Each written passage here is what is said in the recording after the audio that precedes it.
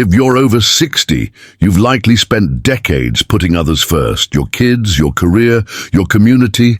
But now, it's time to reclaim your time, your energy, and your peace.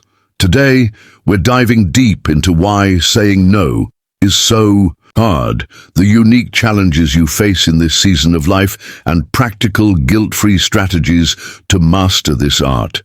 By the end of this video, you'll feel empowered to set boundaries like a pro.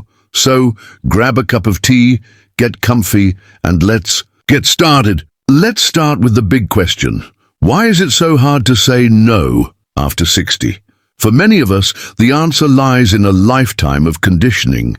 If you're in your 60s or beyond, you've likely grown up in an era where self-sacrifice was a badge of honor. Women, especially, were taught to be nurturers, always putting family and community first. Men, on the other hand, might feel pressure to stay useful or involved even after retirement. Here are the three big culprits. Guilt. You feel like saying no makes you selfish or ungrateful, especially when you have more time. In retirement, expectations, family, friends, and even society expect you to be available, whether it's babysitting grandkids or volunteering. Identity. For years, your worth might have been tied to being the go-to person. Saying no feels like losing a part of who you are. And let's not forget the unique pressures of this stage of life. Your kids might assume you're free to help with childcare. Your community might lean on you for leadership because of your experience. And deep down, you might worry that saying no means fading into the background or losing connection. But here's the truth. Saying no doesn't make you less kind, less valuable, or less loved. It makes you intentional about how you spend your time. So what happens when you start saying no? Spoiler alert, it's life-changing. Here are 5 incredible benefits of mastering this skill after 60. More time for you. Saying no. Do obligations frees up space for hobbies, travel, or simply relaxing without guilt? Imagine finally taking that painting class or reading that stack of books on your nightstand. Better health. Overcommitting leads to stress, burnout, and even physical health issues. Setting boundaries protects your mental and physical well-being. Stronger relationships. When you say yes only to what matters, your relationships become more meaningful. You're fully present for the moments you choose. Rediscovered passion. Saying no lets you rediscover what lights you up. Maybe it's gardening, volunteering for a cause you love, or spending quiet evenings with your partner. Role modeling.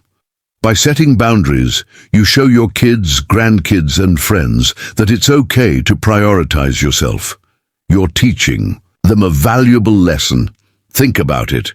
Your 60s and beyond are your golden years. This is the time to live on your terms. Saying no isn't about shutting people out. It's about opening the door to a life that feels authentic and fulfilling. Now, let's get to the good stuff. How do you say no without feeling like you're letting everyone down? I'm sharing 7 practical strategies that work, especially for those of us over 40. Let's break them down. Start with gratitude. Saying no feels softer when you acknowledge the request. For example, "Thank you so much for thinking of me for the committee. I'm going to pass this time, but I appreciate the opportunity." This shows you value the person without committing. Use the soft no technique. If a flat no feels too harsh, try a soft no. For instance, "I'd love to help, but my schedule is full right now." Or, "That sounds wonderful, but I'm focusing on a few personal projects at the moment." It's polite, firm, and leaves little room for pushback. Offer an alternative, if you want.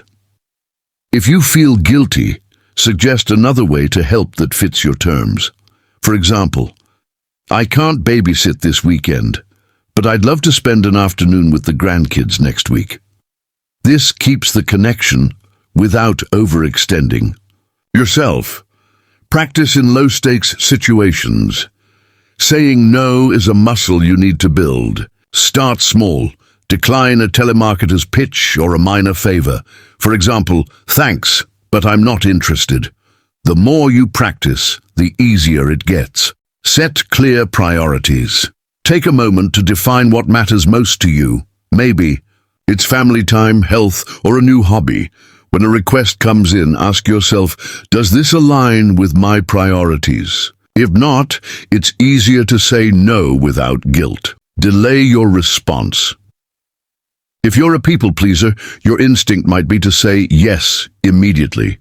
Instead, buy time. Say, let me check my schedule and get back to you. This gives you space to decide what's best for you. Own your decision. You don't owe anyone a long explanation. A simple, I'm not able to take that on right now, is enough. Confidence is key. Stand tall in your choice, and others will respect it. These strategies aren't just about saying no, they're about saying yes to yourself. And trust me, the more you do it, the more natural it feels. Let's be real. Saying no isn't always smooth sailing, especially with family or close friends. Here are 3 common challenges you might face after 40 and how to handle them. Family expectations. Your kids or grandkids might assume you're always available. If this happens, have an honest conversation.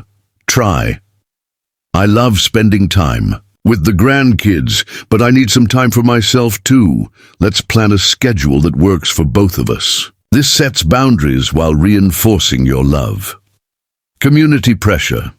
If you're active in your community, saying no to volunteer requests can feel like betraying the group. Be clear about your limits.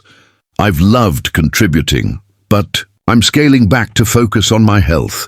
I'd be happy to support in a smaller way, like attending events. Fear of missing out, FOMO. Sometimes you might say yes because you're afraid of being left out. Remind yourself that quality matters more than quantity. Choose the events or activities that truly excite you and let go of the rest. Here's a little secret. People respect boundaries more than you think. When you say no with kindness and confidence, you're not burning bridges. You're building stronger, more authentic connections. Ready to put this into action? I'm challenging you to a 30-day Say No challenge. Here's how it works. Week 1. Reflect.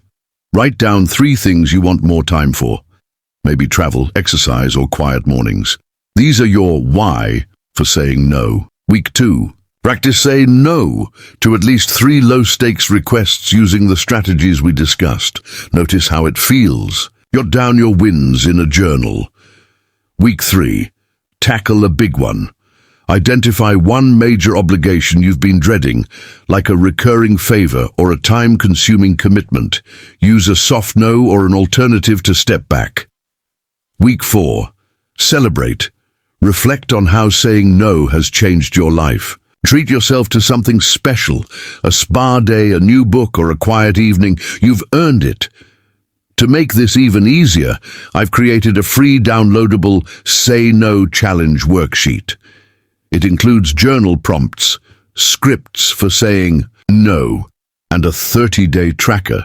Click the link in the description to grab it now. As we wrap up, I want to leave you with this.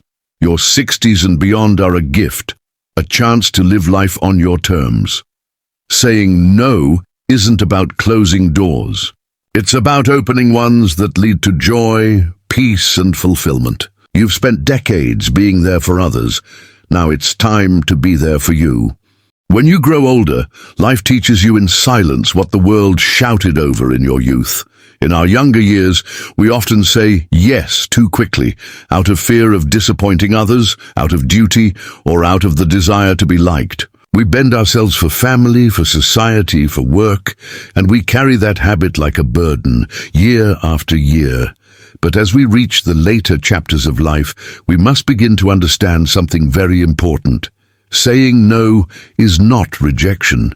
It is self-preservation. You see, old age is not just a time of physical slowing down. It is a sacred opportunity for spiritual awakening.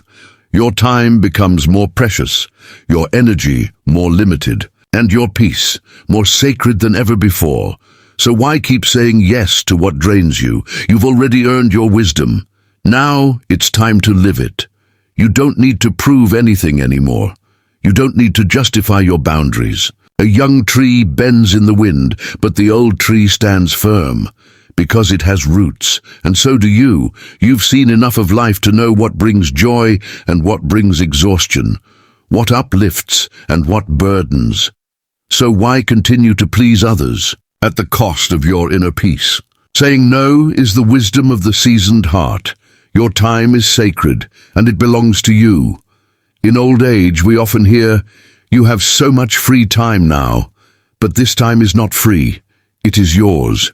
Every hour is more valuable than gold, so spend it on what brings meaning, whether it's a quiet walk, a prayer, or just sitting under the sky with a warm cup of tea. Say no to invitations that feel heavy. Say no to arguments that disturb your stillness. Say no to obligations that pull you away from your joy. You are not being selfish. You are simply choosing where your energy flows. You are allowed to disappoint others to remain true to yourself. When you start saying no, some people may not like it. That is okay. For many years, you may have given more than you had. You may have said yes to avoid guilt, to avoid conflict. But now you must ask, at what cost? You are not here to carry everyone else's expectations on your shoulders. You are not here to be available to everyone all the time. You are here to live truthfully, gently, and peacefully. That sometimes requires the courage to disappoint others, and that courage is a sign of deep maturity. No creates space for what matters most. Every time you say no to something that feels wrong, you are saying yes to something that feels right. You are saying yes to your health, yes to your peace, yes to your rest, yes to quiet afternoons with your thoughts, or time with those you truly cherish. Yes to simplicity. Imagine your heart as a room. If it is too full of noise and clutter, where will peace sit? Where will gratitude rest its head? Saying no is how we tidy up the inner room of our life. Old age is not decline, it is refinement. The world may see aging as a loss, but the spiritual eye sees it as a deep polishing of the soul. And as you polish your spirit, you must let go of the habits that no longer serve you. That includes the habit of over-giving, the habit of over-explaining, the habit of over-apologizing. Let them go. Gently, saying no is an act of refinement, of coming back to your center, of honoring the silence that life now invites you into.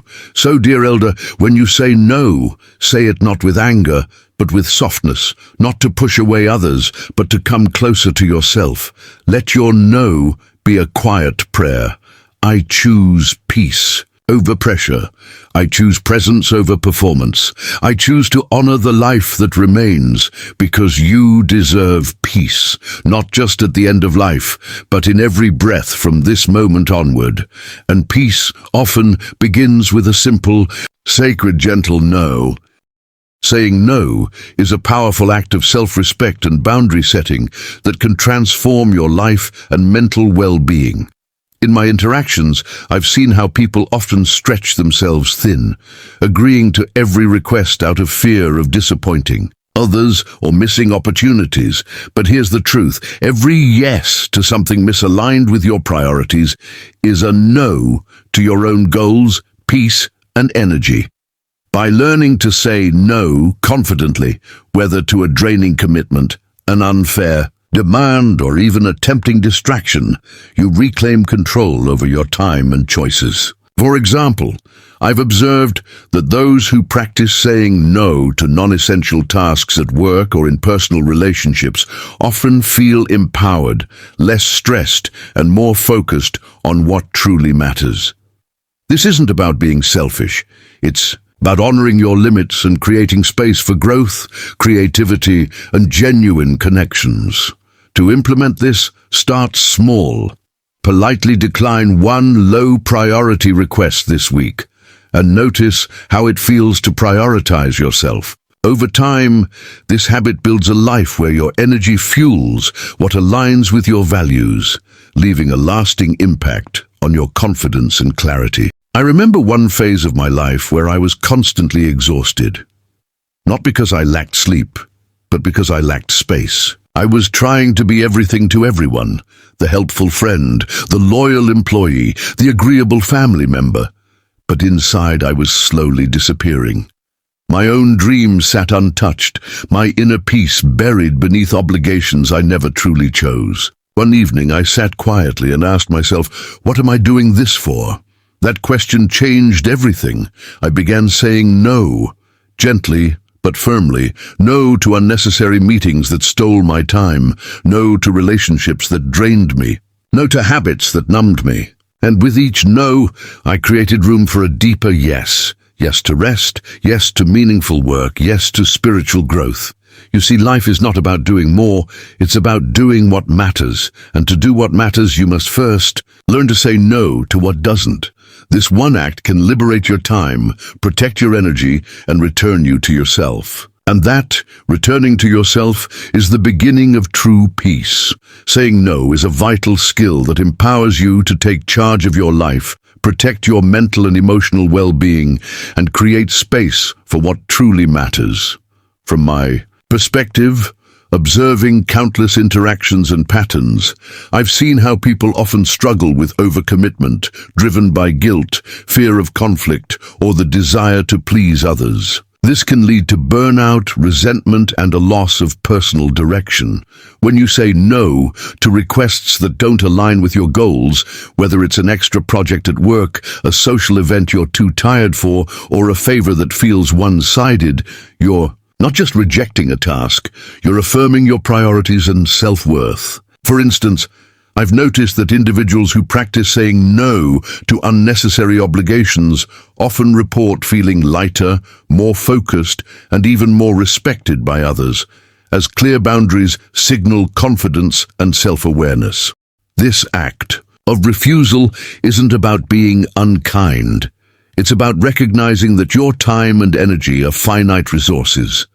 By saying no, you create room for deeper relationships, personal growth, and pursuits that spark joy or purpose. To make this practical, try this. Next time you're asked to do something, pause and ask yourself, does this align with my goals or drain me? If it's the latter, respond with a polite but firm, I appreciate the offer, but I can't. Take this on right now. Start with small refusals to build confidence, and over time, you'll notice a shift. Less stress, more clarity, and a life that reflects your true priorities. This simple word, when used intentionally, becomes a tool for crafting a more fulfilling, authentic existence, leaving a profound impact on how you navigate the world and how others perceive your strength. Saying no profoundly impacts relationships by fostering authenticity, mutual respect, and deeper connections, transforming how you engage with others in your personal and professional life. From my perspective, observing human dynamics, I've seen how people often say yes to avoid conflict or to gain approval, only to end up feeling overstretched, resentful, or disconnected when they can't follow through wholeheartedly. This can erode trust and strain bonds, as others sense your reluctance or notice your energy wane. By contrast,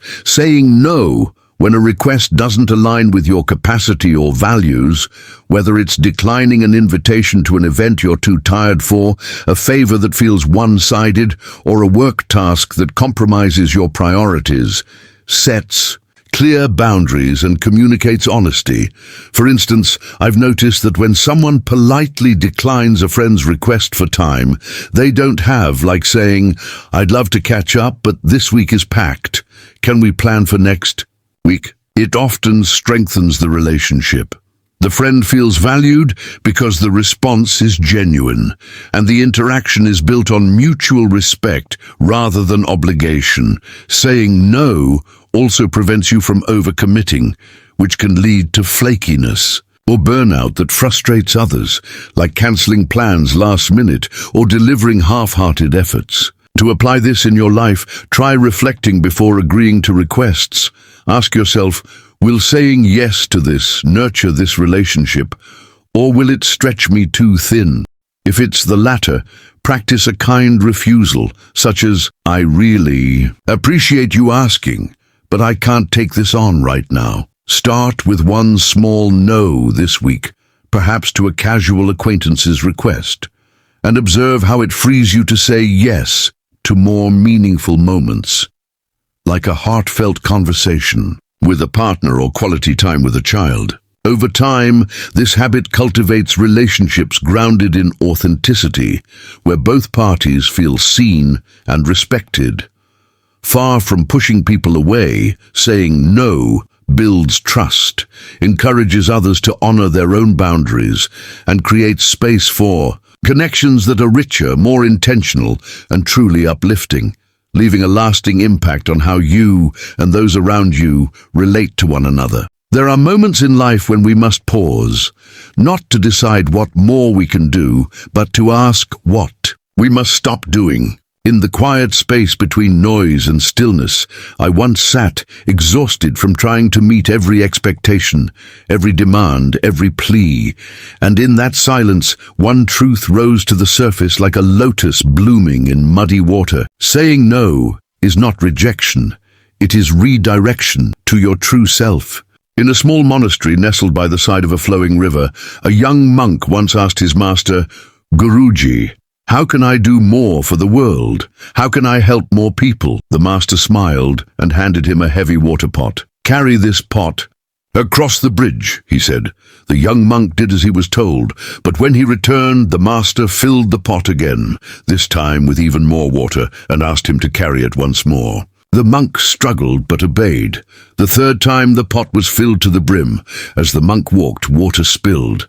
His hands trembled, and halfway across the bridge, he dropped the pot. Breathless, he returned and said, "Master, I can't do it. It's too much." The master nodded gently and said, "And so it is with life. If you try to carry everyone else's weight without knowing your own limits, you will break. First, learn to carry only what your soul is meant to hold. That is wisdom. That is compassion. So many of us say yes because we're afraid of letting others down, of not being liked, of seeming unkind. We carry the guilt of boundaries as if they were burdens.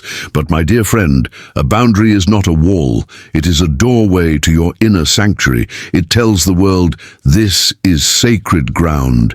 Enter only with respect. In my own life, I found that every time I said yes to something I didn't believe in, I was saying no to something my soul longed for. No to rest.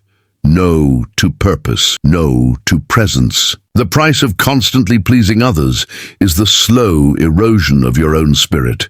Saying no is not a closing. It is an opening to what is true. It is the single most spiritual act of honoring your energy, your time, your calling. When you say no to distractions, you say yes to depth. When you say no to drama, you say yes to peace.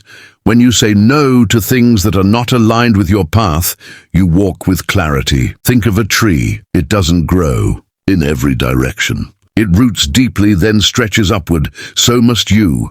To rise, you must prune. Dear soul, life is not about how much you do. It is about how deeply you live. Let your no be a soft but sacred prayer. I choose presence over pressure. I choose truth over obligation. I choose peace over people-pleasing. Your time is precious. Your heart is sacred. Don't trade them for approval. The art of saying no is the beginning of saying yes to the life your spirit truly longs for. Walk that path and watch how the world around you changes.